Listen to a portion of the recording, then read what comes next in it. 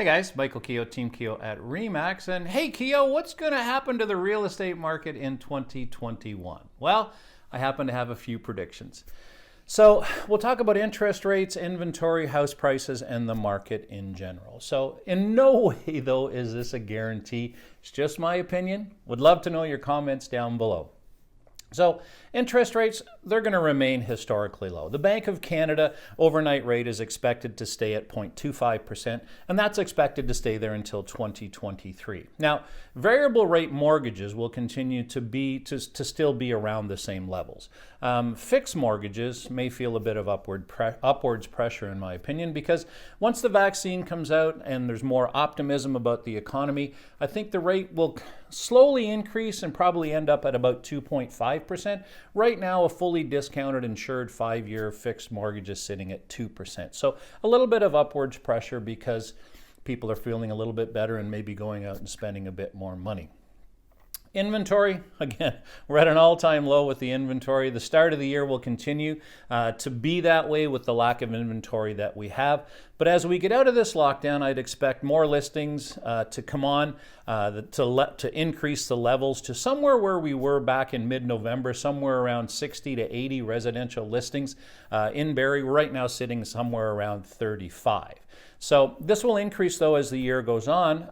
I don't believe we're going to get to 125 or 130 residential listings, but a steady increase throughout the year. And one of the reasons why I think this is because there's a number of condo projects that are underway or just beginning in the city of Barrie, and there's going to be a lot of people that are going to be putting their houses on the market to get them sold so they can move into their condos. So that increases the inventory, therefore leveling off some prices.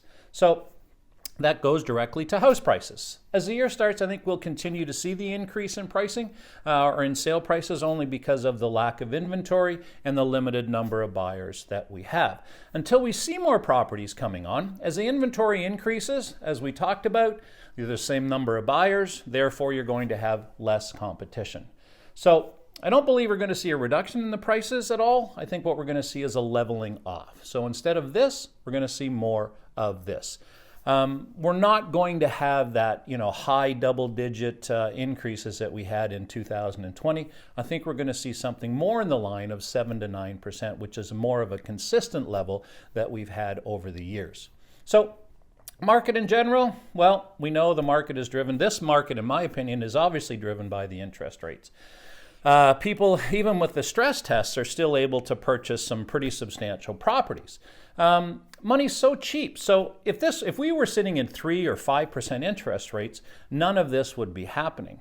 An interesting stat is back in 2016, there was more sales in Simcoe County and in Barrie than we had in 2020 in both of those places. So prices will remain strong due to the lack of inventory. Interest rates, we know that they're at an all-time low.